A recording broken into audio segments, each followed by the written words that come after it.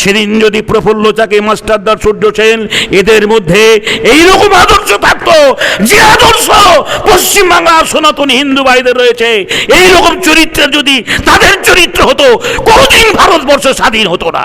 একজন তাদের মহান নেতা বলেছেন, মাদ্রাসা শিক্ষা করে কোনো লাভ নেই, মাদ্রাসায় লেখাপড়া করে কোনো লাভ নেই, কোনো লাভ হবে না, মাদ্রাসায় ডাক্তার ইঞ্জিনিয়ার হয় না।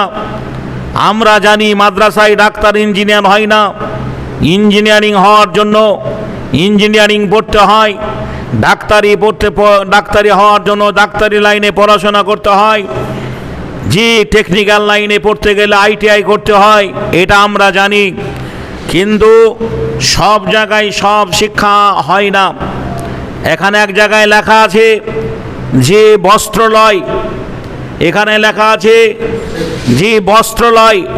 এখন সেই বস্ত্রালয়ের দোকানে গিয়ে যদি কেউ বলে যে আমি এখানে লোহা নেব, 1 কুইন্টাল রড নেব, সেখানে পাবে না। তাহলে লোহা নিতে গেলে তাকে হার্ডওয়ার্সের দোকান যেতে হবে, সিমেন্ট নিতে গেলে হার্ডওয়ার্সের দোকান যেতে হবে, কাপড় নিতে গেলে তাকে বস্ত্রালয় যেতে হবে, সোনা নিতে গেলে তাকে যেখানে জুয়েলার্সে যেতে হবে। অনুরূপ ধর্ম শিক্ষাটা সম্পূর্ণ আলাদা।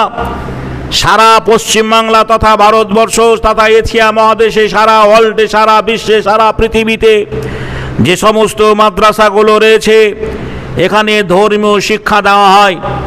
ধর্মীয় শিক্ষায় কি বলা হয়েছে? যেমনি মা বাপের পায়ের নিচে একটা ছেলের জান্নাত, তাই বিশ্বের কোনো সাংবাদিক, কোনো মিডিয়া প্রমাণ করতে পারবে না যে মাদ্রাসায় পড়া একজন হাফেজ, মাদ্রাসায় পড়া একজন আলেম, মাদ্রাসায় পড়া একজন মৌলানা, তারা বৃদ্ধ বাপ মাকে বৃদ্ধাশ্রমে রেখে এসছে।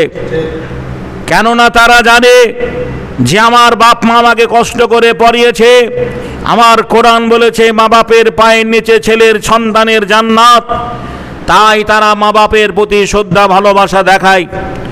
দ্বিতীয়ত হচ্ছে ইসলাম ধর্মে তথা কোরআনে আল্লাহ রাব্বুল আলামিন মদ হারাম করেছেন। আপনি প্রমাণ করতে পারবেন না এই মাদ্রাসাওয়ালা, মাদ্রাসার ছাত্র, মাদ্রাসায় যারা লেখাপড়া করেছে, যে আমরা হামেশাই দেখি মাতালকে ধরে নিয়ে যায়, হেরোইন গাঁজাখোরকে ধরে নিয়ে যায়, লোকআপ করে, মারধর করে, আর তাদের অভিভাবকরা কান্নাকাটি করার পর আবার তাদেরকে ছেড়ে দেয়। কিন্তু বাংলার মাটিতে একটা আলেম মদ খেয়ে মাতলামি করেছে, একটা মৌলানা মদ খায়, প্রমাণ করতে পারবে না কোনো মিডিয়া। কেননা মাদ্রাসায় পড়ানো হয় মানব চরিত্র, একটা মানুষের চরিত্রটা কেমন হবে। আমরা পড়েছি যে এই পশ্চিমবাংলা তথা ভারতবর্ষের মাটিতে হিন্দু সমাজের মধ্যে সতীদাহ প্রথা ছিল। সতীদাহ প্রথা কি? একটা অল্প বয়সী মহিলার স্বামী মারা গেলে পরে সেই মেয়েটার বাঁচার অধিকার ছিল না, তার স্বামীর চিতায় জ্যান্ত অবস্থায় মেয়েটাকে হাত পা বেঁধে ফেলে দেওয়া হতো, একে সতীদাহ প্রথা বলে। এই বঙ্কিমচন্দ্র চট্টোপাধ্যায় মাদ্রাসায় পড়েছিল বলে, মাদ্রাসায় শিক্ষা অর্জন করেছিল বলে সতীদাহ প্রথার উপরে আন্দোলন করেছিলেন। এই মাদ্রাসায় পড়েছে বলে আজও জেনা হয় না, জেনা থেকে মানুষ সংযত থাকে, জেনার হাত থেকে মানুষ বাঁচে।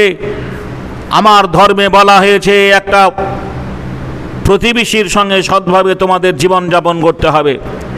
বাড়ির আশপাশে 40টা ঘর নিয়ে প্রতিবেশী, এই 40টা ঘরের আশপাশে অন্য কোনো সম্প্রদায়ের মানুষ, সে বিধর্মী হতে পারে, অন্য ধর্মের মানুষ হতে পারে, সে আমার প্রতিবেশী।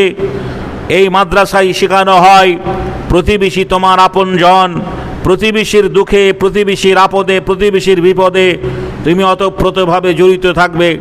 প্রকৃত মুমিন নামাজ পড়নেওয়ালাকে প্রকৃত মুমিন বলেনি, রোজা করনেওয়ালাকে প্রকৃত মুমিন বলেনি, যে দান করনেওয়ালাকে প্রকৃত মুমিন বলেননি।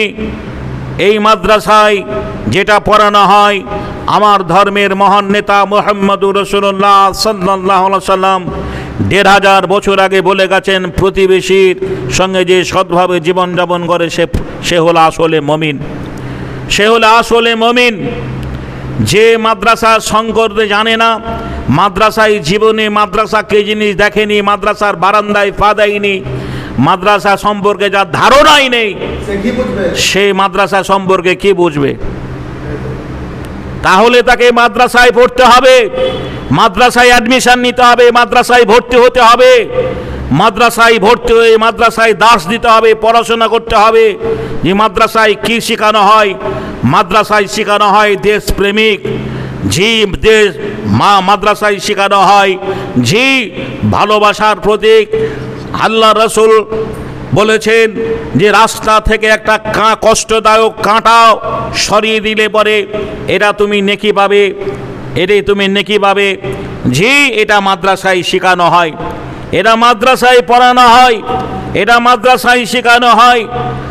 আর কিছু মানুষ মাদ্রাসা নাম শুনলেই গা জ্বলে যায়, তারা মাদ্রাসাতে সন্ত্রাসী শিক্ষা হয় এটাই ভাবে।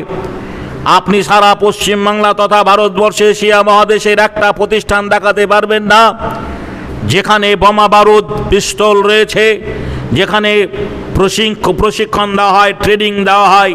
আরে